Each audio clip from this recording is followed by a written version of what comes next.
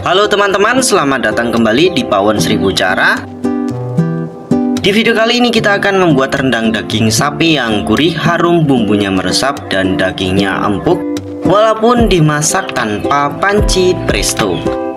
Banyak orang sebenarnya ingin membuat rendang sendiri di rumah, tapi sering gagal karena daging masih keras, santannya pecah, dan bumbunya kurang meresap.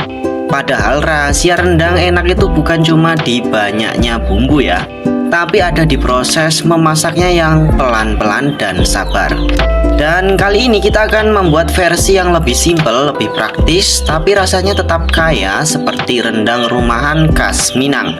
Langsung saja kita mulai. Yang pertama, siapkan dulu daging sapi sekitar 500 gram. Di sini saya menggunakan bagian daging yang ada sedikit lemak supaya hasil rendangnya nanti lebih gurih dan tidak kering. Lalu potong-potong daging sesuai dengan selera teman-teman di rumah. Jangan terlalu kecil ya teman-teman, karena nanti saat dimasak lama-lama ukuran daging akan sedikit menyusut. Selanjutnya kita siapkan bumbu halusnya. Di sini saya menggunakan bawang merah, bawang putih, cabai merah, jahe, lengkuas, dan serai.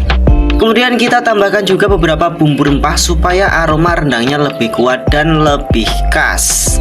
Ada ketumbar, ada jinten, cengkeh, kayu manis, sedikit pala, kapulaga, dan bunga lawang.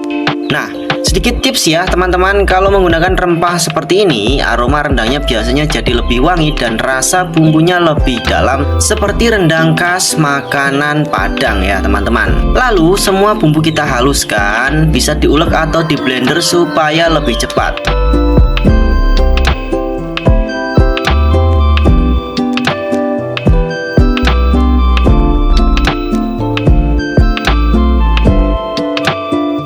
Setelah bumbu halus siap, sekarang kita siapkan wajan atau kuali.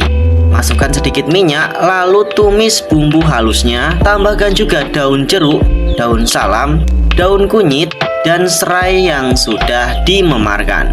Tumis sampai benar-benar harum. Nah, di tahap ini jangan buru-buru ya teman-teman, karena kalau bumbu belum matang biasanya rendang terasa langu dan kurang nikmat, dan dagingnya akan terasa lebih alot. Kalau aromanya sudah mulai keluar dan warna bumbunya sedikit lebih gelap, baru kita masukkan daging sapinya. Aduk-aduk sampai daging berubah warna dan mulai tercampur dengan bumbu. Dan lihat tampilannya, di tahap ini saja aromanya sudah mulai menggoda sekali. Setelah itu kita tuangkan santan.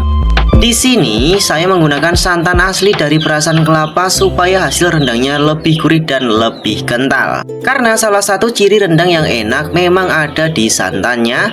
Lalu tambahkan garam dan sedikit gula merah supaya rasanya lebih seimbang. Kalau suka, teman-teman juga bisa tambahkan sedikit kaldu bubuk.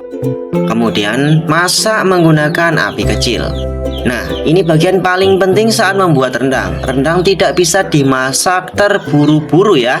Semakin pelan proses memasaknya, biasanya bumbu akan semakin meresap dan warna rendangnya juga lebih cantik. Dan jangan lupa sesekali diaduk supaya bagian bawahnya tidak gosong. Kalau santannya mulai menyusut, warna bumbu mulai pekat, dan minyaknya mulai keluar seperti ini, tandanya rendang mulai matang dengan sempurna. Nah, banyak orang mengira rendang enak itu harus langsung hitam pekat. Padahal sebenarnya yang paling penting adalah bumbunya sudah meresap sampai ke dalam daging. Karena ada juga yang lebih suka rendang sedikit basah seperti kalio. Kalau ingin lebih kering, tinggal dimasak lebih lama lagi. Dan coba lihat hasil dagingnya. Warnanya sudah cantik, bumbunya mulai mengering, dan kuah santannya berubah jadi minyak rempah yang harum sekali.